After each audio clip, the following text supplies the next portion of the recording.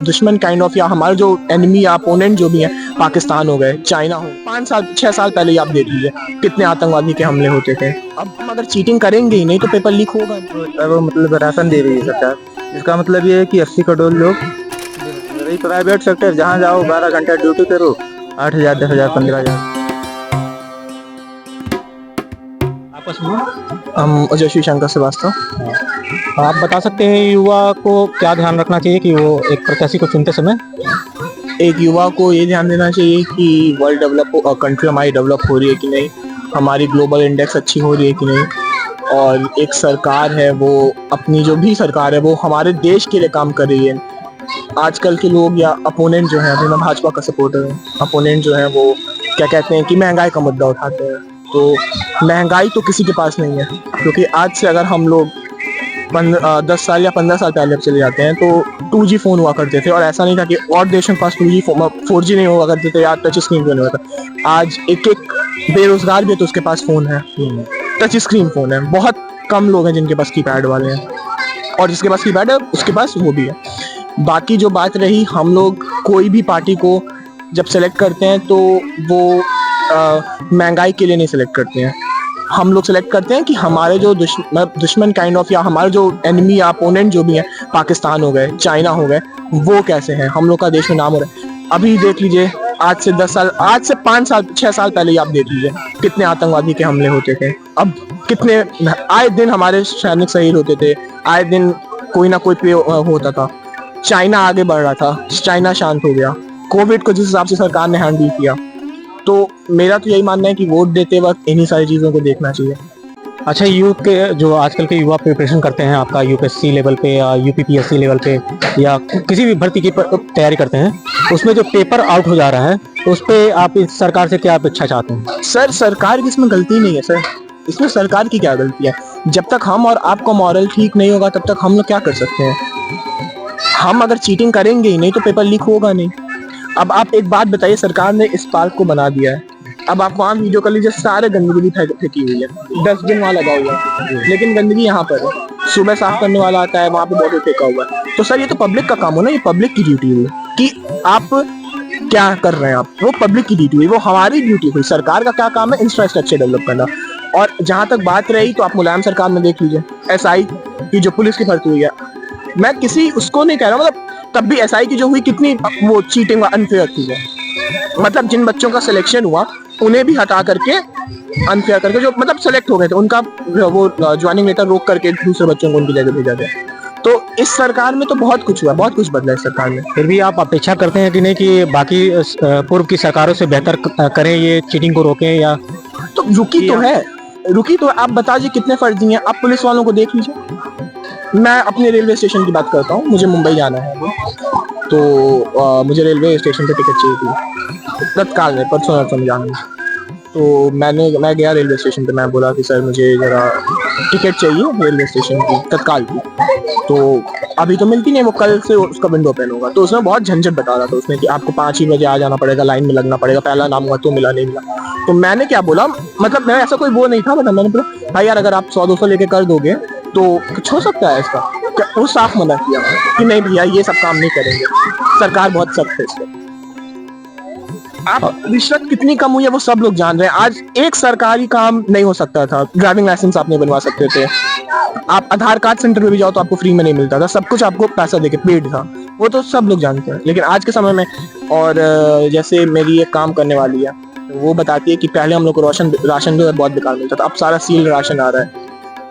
महंगाई इशू नहीं है, आप पब्लिक को, और जैसे सारी चीजों का वो भी होता है, एक मतलब एक पॉजिटिव भी होता है, नेगेटिव। और सरकार का नेगेटिव ये क्या है कि भाजपा का जो मेन नेगेटिव है कि वो हर सरकार का होता है कि मिडिल क्लास को थोड़ा इग्नोर होती है। वो सारी सरकार करती है कि मिडिल क्लास को इग्नोर, तो वो सारी सरकार, बस अगर मिडिल क्लास के लिए भी थोड़ी और पॉलिसीज हैं, पॉलिसीज तो हैं, अगर थोड़ी और पॉलिसीज हैं तो बेहतर। वैसे जैसी भी चल रही है मोदी जी की, इसको लोग डिक्टेटरशिप कहते हैं, तो मैं कहता हूँ ऐसी डिक्टेटरशिप ही सही है। आप इमरजेंसी जब एम्प्लॉय हुई थी इंदिरा गांधी के समय में, तो वो क्या डिक्टेटरशिप नहीं थी? सारे अपोनेंट के नेता जेल में नहीं थे? अच्छा, यूथ जो इस समय आपका AI का दौर आने वाला है, तो यूथ अपने जॉब सिक्योरिटी के लिए लेकर मतलब कितना? सर एआई को डेवलप कौन करेगा? एआई को डेवलप कौन करेगा? एआई को तो हम ही डेवलप करेंगे ना। लैंग्वेज तो हम ही डेवलप करेंगे ना। जब मैं कमांड लिखूंगा, मैं खुद अभी सीएससी से कॉलेज से कर रहा हूँ, अभी मैं करने एंट्रेंस हो जाए, एग्जाम दिया मैंने, हो गया, क्वालिफाई हो गया। मुझे अभी काउंसलिंग होगी, मुझे देना है, मतलब काउंसलिंग मेरे स्किल्स नहीं है, मैं सीएससी या आर्टिफिशियल इंटेलिजेंस ही कर रहा हूँ। और मेरे बहुत सारे, मेरे चाचा, मेरे भाई सब उसी फील्ड में, तो उनका वो उसी फील्ड में, और सब अच्छे कोई मतलब बहुत अच्छी पोस्ट बने, कोई ऐसा नहीं है कि ऐसे ही है। तो उनके सीधे से मुझे भी ये पहले लगता था आप वाला क्वेश्चन, तो उन्होंने बोला डेवलप कौन करेगा? हम ही डेवलप करेंगे। मेंटेन कौन करेगा? हम ही मेंटेन करेंगे। और दूसरी बात, अभी ये जो एआई है वो पूरी तरीके से फंक्शनल नहीं हुई है, अभी उस पर काम चल रहा है, अभी रिसर्च चल रहा है, अभी 20-25 साल और लगेंगे आने में। इतने जल्दी ये सब होने वाला नहीं है, क्योंकि एवरीथिंग टेक्स टाइम। तो इस वजह से, और आजकल मतलब, और बेरोजगारी का जहाँ तक मुद्दा रहा, तो अब आप पढ़ेंगे नहीं सर तो कोई भी बेरोजगार नहीं। आप ऑटो चलाइए ना, आप ऑटो चलाइए, गवर्नमेंट है, इतने सारे वो लोन दे रही है आपको, स्टार्टअप्स दे रही है। लेकिन जैसा कि अक्सर सड़कों पे देखा जाता है कि ऑटो स्टैंड वगैरह यहाँ शहरों में आपका अलॉटेड नहीं है कई जगह पे, और उनको समस्या होती है कि वो यात्री वगैरह लेना होता है तो अक्सर चौराहों पे जाम लग जाती है उनकी वजह से। तो आप ये लोकल बॉडीज से क्या चाहेंगे कि वो क्या करें? सर ऑटो स्टैंड है तो बनी हुई है, आप सब्जी वालों को देख लीजिए, आप कहीं दूर मत जाए, यहाँ रीच है धर्मशाला है, वहां पे सब्जी वाले पहले रोड पे लगाते थे, उनके लिए वहां अलॉट हो गया जो पूरा ग्राउंड है, वो वाला रेमन का शोरूम के जस्ट बगल वाला जो है, वो पहले कोई सरकारी का होगा, वो पूरा ग्राउंड अलॉट हुआ। अब सब्जी वाले लगाएंगे ही नहीं तो कितनी बार पुलिस वाले राउंड मारेंगे? आते हैं जब डंडा आता है वो सब भागते हैं, गली में लगा लेंगे, यहाँ लगा लेंगे। सर देखिए, सरकार का क्या काम होता है? इंफ्रास्ट्रक्चर प्रोवाइड करना। बाकी काम क्या होता है? पब्लिक कैसे यूज कर रही है। आप बताइए, वंदे भारत ट्रेन चल रही है, उसमें कोई अगर पुकार लोग खाते हैं, बहुत फेमस है, कोई थूक देगा सर तो वो गंदी ट्रेन थोड़ी ना हुई। आप किसी ट्रेन बहुत गंदी है, ट्रेन बहुत गंदी, हम कहें ट्रेन गंदी, तो ट्रेन को गंदा किसने किया? ट्रेन को गंदा किसने किया?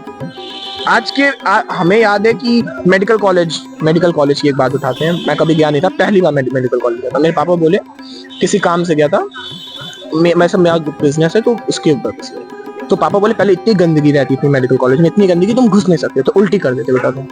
और आज के समय में चले जाइए, एसी तक लगे हुए हैं वहाँ पर, एसी लगे हुए हैं, एसी की बात बता रहा हूँ, सारे हॉल में नहीं लगे हैं बट हाँ कुछ में एसी लगे हुए हैं, साफ सफाई अच्छी है, आपको इतनी भीड़ नहीं है, बाइफर्केटेड है, इंफ्रास्ट्रक्चर और अच्छा हो सकता है और सब कुछ बढ़िया हो सकता है, बट ये पब्लिक को भी थोड़ा वर्क करना पड़ेगा सब चीज पे। और आप अभी एक यूथ से उनके विचारों को सुन रहे हैं। अभी हम गोरखपुर के विश्वविद्यालय के सामने पंत पार्क में मौजूद हैं। यहाँ एक प्राइवेट सेक्टर के एम्प्लॉय हमको मिले, आइए जानते हैं इनसे कि चुनाव में इनका क्या रुझान रहता है और ये क्या सोच के मतदान करते हैं। रही मतदान की बात तो देखिए, सबसे पहले आज के युवाओं को 2-3 चीजों पे ध्यान देना चाहिए। जैसे सरकार ने बोली थी रोजगार के लिए, उसमें सरकार का कोई ध्यान नहीं है, और यहाँ तक सरकार ये बोल रही है राशन के लिए 80 लाख मतलब 80 करोड़ लोगों को मतलब राशन दे रही है सरकार। इसका मतलब ये है कि 80 करोड़ लोग बेरोजगार हैं या उनको गरीबी में डाला गया है। यही सब है मेन वजह। एक युवा क्या चाहता है कि सरकार उसकी किस तरह से मदद करे? एक युवा अपना अच्छा फ्यूचर चाहता है, चाहे वो बेरोजगार हो, चाहे वो पढ़ा लिखा हो, चाहे जो। अब रही पढ़े लिखे की बात, यहाँ तो BA MA करके सब बेरोजगार बैठेंगे। रही प्राइवेट सेक्टर, जहाँ जाओ 12 घंटा ड्यूटी करो, 8,000 10,000 15,000 रुपये मिलते हैं।